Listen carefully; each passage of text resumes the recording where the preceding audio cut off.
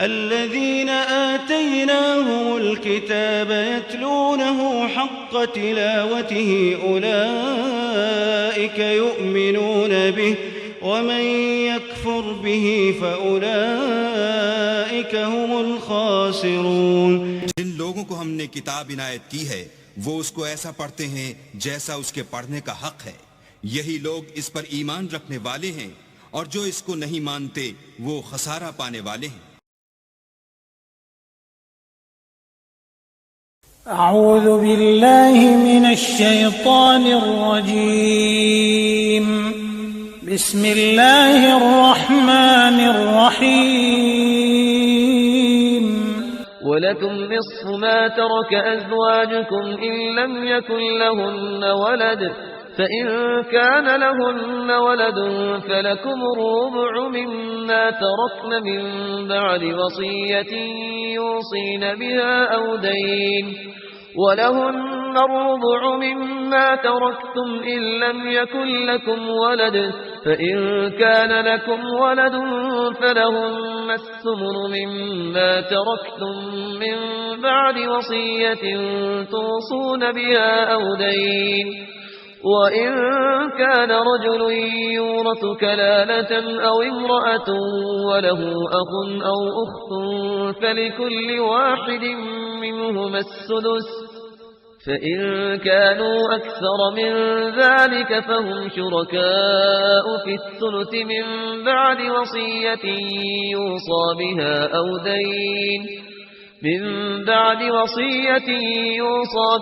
أَوْ دَيْنٍ غَيْرَ مُضَارٍّ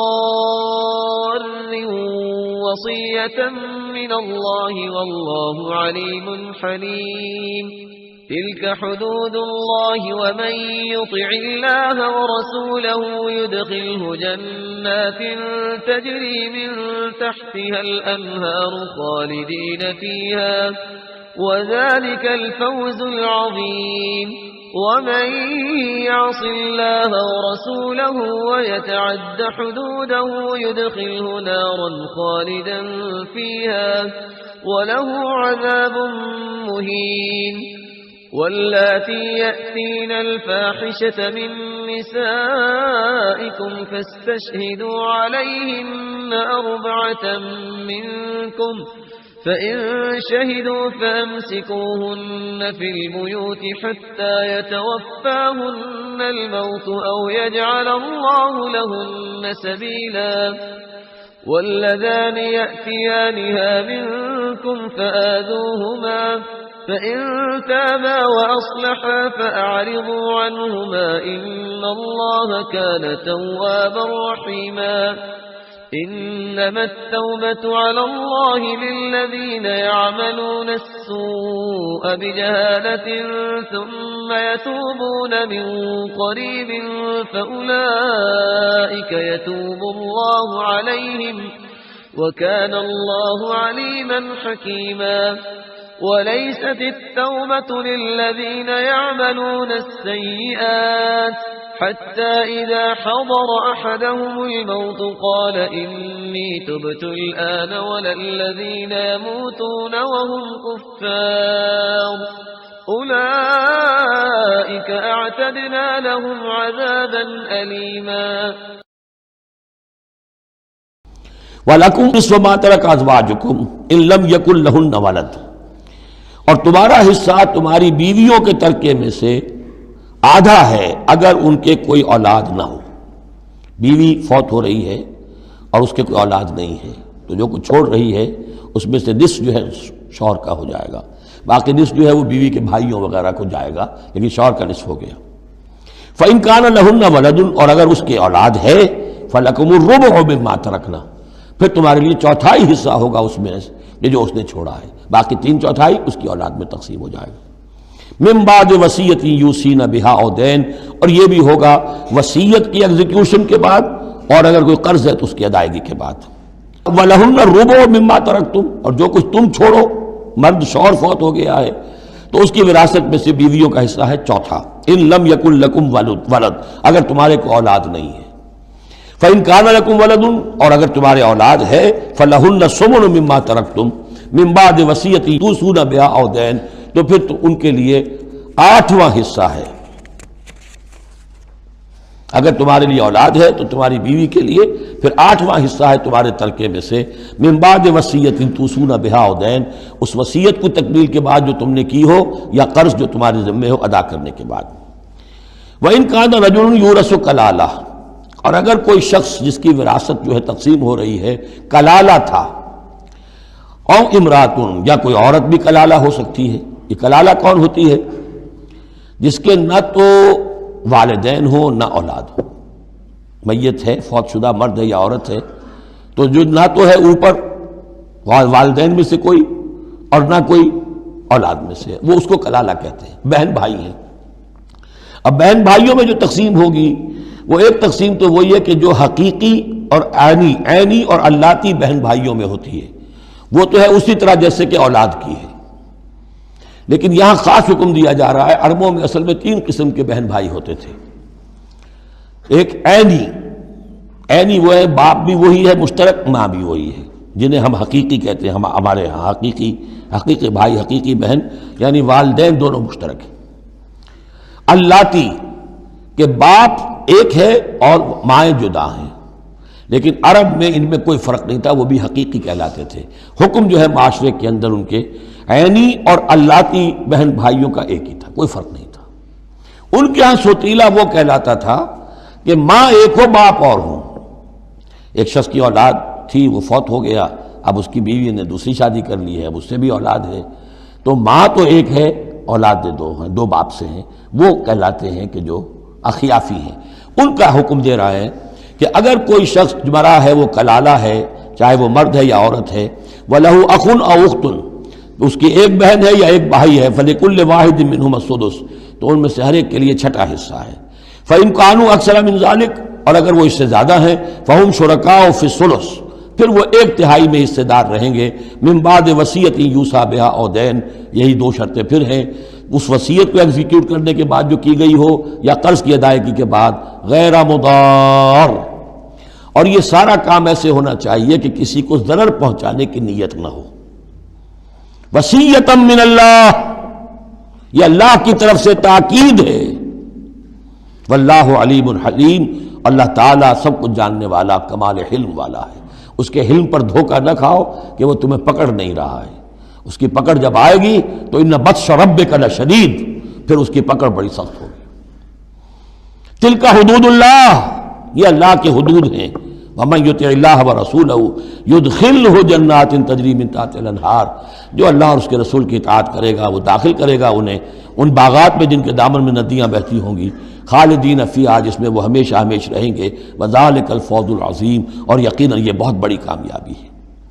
ومن یعص اللہ ورسولہ ویتعدی حدودہ، اور جو کوئی نافرمانی کرے اللہ اور اس کے رسول کی اور تجاوز کرے اس کی حدود سے، یدخلہ نارا خالدا فیہا، اس کو وہ داخل کرے گا آگ میں جس میں وہ ہمیشہ ہمیشہ رہیں گے. وَلَهُ عذاب مہین، اور ان کے لیے عذاب مہین ہوگا، اہانت آمیز عذاب. اب جو میں نے عرض کیا تھا سیکس ڈسپلن، اسلامی معاشرے کی اب تطہیر شروع ہو رہی ہے. مکے میں تو ظاہر بات ہے مسلمان جب تک تھے تو غلبہ وہاں کفار کا تھا.